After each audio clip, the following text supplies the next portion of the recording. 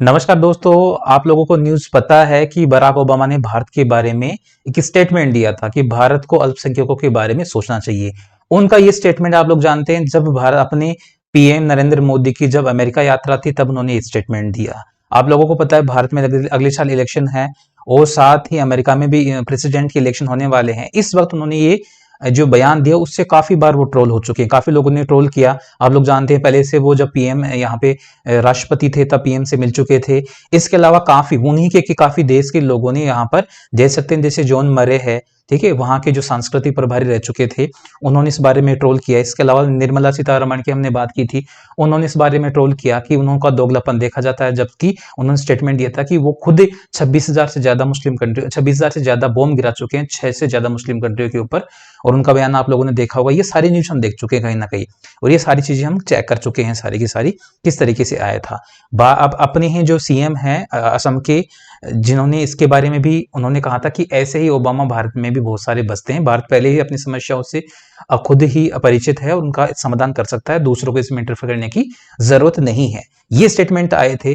इसमें कुछ नया क्या था दोस्तों? नया ये है कि जब मैंने कुछ डाटा एनालिसिस किए कि वास्तव में ऐसी बात है या नहीं है, क्या पता लोग राजनीतिक रूप से ऐसे बयान दे देते हैं, तो कुछ डेटा में लेके आया हूं। डेटा है कि जो कौन कौन सी ऐसी कंट्रियां थी जिनके ऊपर इन्होंने हमला करवाया अपने कार्यकाल में 8 सालों में, और हुआ क्या। तो दोस्तों ये कुछ देश थे। इससे पहले मैं आप लोगों को बता देता हूं, वर्ल्ड ट्रेड सेंटर पे 2001 में अमेरिका की जो वर्ल्ड ट्रेड सेंटर थे, देख सकते हैं आप लोग, इनको ट्विन टावर भी कहते हैं, आराम से देख सकते हैं, ट्विन टावर थे। इनके ऊपर आतंकवादियों ने हमला किया था 2 प्लेन से। एक प्लेन पेंटागन की ओर गया था। ये जो 9/11 का हमला कहा जाता है, इसमें कितने लोग मारे गए थे? लगभग 3,000 लोग इसमें मारे गए थे। इसके बाद कार्रवाई होने लग गई अमेरिका की सारे मुस्लिम राष्ट्रों के प्रति, या एक तरीके से जो आतंकवाद में ज्यादा इसका इन्वॉल्वमेंट था उन देशों के प्रति। तो ये न्यूज आप ध्यान से 9/11 की फोटोग्राफ देख सकते हैं, किस तरीके से वहां पर ये हमले हुए थे। बाकायदा हेलीकॉप्टर का भी लिया गया है शूट, 19 लोग हेलीकॉप्टर में सॉरी प्लेन में मारे गए थे। ये सारी चीजें हैं। अब डाटा देखने वाली बात कौन सी है दोस्तों? वो 6 देश आपको मैं बता देता हूं। अगर हम बात करेंगे किसकी, बराक ओबामा की बात करेंगे, वो भारत के खिलाफ ऐसा बयान दे रहे हैं। एक तरीके से आप सोच सकते हैं कितना बड़ा बयान है, जबकि भारत में वहीं के, अगर भारत के बारे में हम बात करेंगे तो वहीं के जो पहले के जो धार्मिक संस्था, मतलब एक तरीके से एक धार्मिक वो थी उनका एक, उसमें देख सकते हैं आप आराम से, यहाँ पर जॉन मुरे है। अगर हम देखेंगे तो ये सांस्कृतिक प्रभारी रहे हुए हैं वहां पर सचिव। इन्होंने बयान दिया था कि भारत में विविधता वाला देश है, वहां हर तरह की सभ्यताएं पनपती हैं, तो भारत के बारे में स्टेटमेंट ना देकर उन्हें भारत के बारे में अच्छे स्टेटमेंट देने चाहिए थे। इसके बाद डेटा आते हैं कि कौन कौन से देश थे। अगर बात करें, अगर ओबामा की, उन्होंने क्या किया देखिए, यहां पर हम बात करें कि इराक को उन्होंने निपटा दिया, ठीक है, ईरान को निपटा दिया। अगर आप बात करें तो लीबिया को निपटा दिया, ठीक है। अगर हम बात करें तो यमन को निपटा दिया उन्होंने। बिल्कुल सारे के सारे आंकड़े बता देता हूं इसके साथ में। अगर बात करेंगे तो यह है, इसके डाटा मेरे पास है, सोमालिया को भी उन्होंने निपटा दी। ऐसे लगभग 7 देशों को उन्होंने निपटा दी। अफगानिस्तान की हालत तो आप जानते हैं। ये सारे जो मार्क किए हैं मैंने वहां पर, इतने लोगों को वहां पर उन्होंने निपटाया। 26,000 से ज्यादा बॉम्ब यहीं पे गिराए गए हैं दोस्तों। अब मैं आप लोगों को अच्छे से बता देता हूं कि कितने लोग यहां पर मरे हैं। सबसे इंपॉर्टेंट बात क्या है कि कितने लोग मरे हैं। अगर हम डेटा की बात करें जो मैंने अभी एनालिसिस किया था, अगर हम बात करें वर्ल्ड ट्रेड सेंटर की, तो वहां पर लोग मारे गए थे 3,000 के आसपास। उसके बदले में सिर्फ बराक ओबामा के ही कार्यकाल में कितने लोग मारे गए थे, ये डाटा लगभग है, इससे ज्यादा ही होगा, आपको कम नहीं मिलेगा। ठीक है दोस्तों, तो डेटा ध्यान से पढ़ेंगे और आपको समझ में आएगा वास्तव में इतने बड़े डेटा भी हो सकते हैं क्या। अगर हम बात करेंगे सीरिया की, ठीक है दोस्तों, सीरिया आप लोग देख सकते हैं। अगर हम सीरिया की बात करेंगे, यही आसपास का इलाका है सीरिया का, तो सीरिया में सबसे ज्यादा उन्होंने 12,000 से ज्यादा बम गिराए थे। ठीक है दोस्तों, सीरिया की हम बात करेंगे, 12,000 से ज्यादा बम गिराए थे। सीरिया में लगभग 17,000 से लोग ज्यादा मारे गए थे। उसके बाद बात करते हैं इराक की, हम बात करते हैं, ये इराक की बात कर रहे हैं हम। एक बार अच्छे से मैं डेटा दिखा देता हूं आप लोगों को, ये देखिए, ठीक है, इराक की हम बात कर रहे हैं यहाँ पर। अब इराक में भी लगभग 70 से 80 हजार लोग वहां पर मारे गए हैं दोस्तों। 70 से 80 हजार लोग यहाँ पर मारे गए हैं। आराम से डेटा देख सकते हैं लोगों का दोस्तों। इसके बाद आते अफगानिस्तान की, अफगानिस्तान तीसरे नंबर पे आते, वहां पे भी 70,000 से ज्यादा लोग यहाँ पर हवाई हमलों में मारे जा चुके हैं। इसके बाद बात करते हैं हम यहाँ पर पाकिस्तान की। पाकिस्तान में भी लगभग 600 से 700 लोग यहाँ पर मारे गए हैं अमेरिका के हवाई हमलों की हम बात करें, स्पेशली बम गिराने की। अगर लीबिया की हम बात करेंगे तो लीबिया में तो डाटा 25,000 लोगों का है, लगभग 25,000 लोग यहाँ पर मारे गए थे। यमन की हम बात करेंगे तो 17,000 से ज्यादा लोग यहाँ पर, यमन की हम बात करें 17,000 से ज्यादा लोग यहाँ पर अटैक में मारे गए, अमेरिका के अटैक में।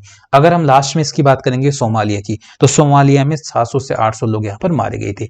मिनिमम डाटा बता रहा हूं दोस्तों, अगर आप मल्टीप्लाई भी करोगे एक एक हमले में, आप देख सकते हैं जहां जहां इनको टारगेट मिला, चाहे वहां पर एक दो आतंकवादी हैं जो सस्पेक्ट है वहां पर, और ड्रोन को पता चल गया ऊपर से कि यहाँ पर वो आतंकवादी है, उसके आसपास कितने भी लोग, और ड्रोन सीधा वहां पर बम गिराया गया था। बहुत सारी वीडियोस हैं, आप यूट्यूब पे जाके देख सकते हैं। अगर इनका टोटल किया जाएगा दोस्तों तो 10 लाख से 13 लाख के बीच में लोग मारे गए हैं। डाटा आपको बहुत हैरान करने वाला है दोस्तों, डाटा कि 10 लाख से 13 लाख के बीच में इतने सारे लोग मारे गए हैं। और किसका बदला लिया जा रहा था? पेंटागन हमले पर, वर्ल्ड ट्रेड सेंटर के हमले पर, जहां 3,000 के आसपास लोग मारे गए थे। और ये अपने कार्यकाल में उन्होंने 8 सालों में ये काम किया था वहां पर।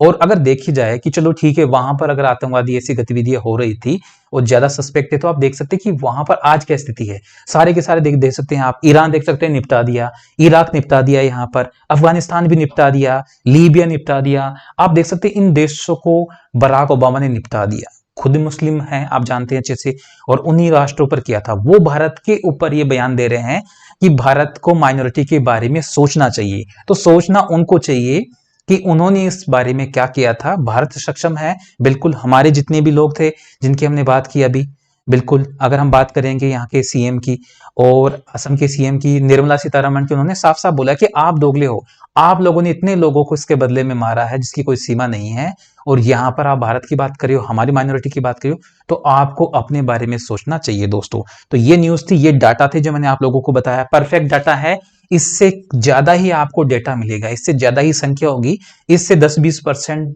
अगर 50% भी डेटा आपको एक्स्ट्रा मिल सकता है जितने लोग मारे गए हैं। ये मिनिमम डेटा था, विवाद नहीं हो इसलिए मैंने मिनिमम डेटा लिया है एनालिसिस करके।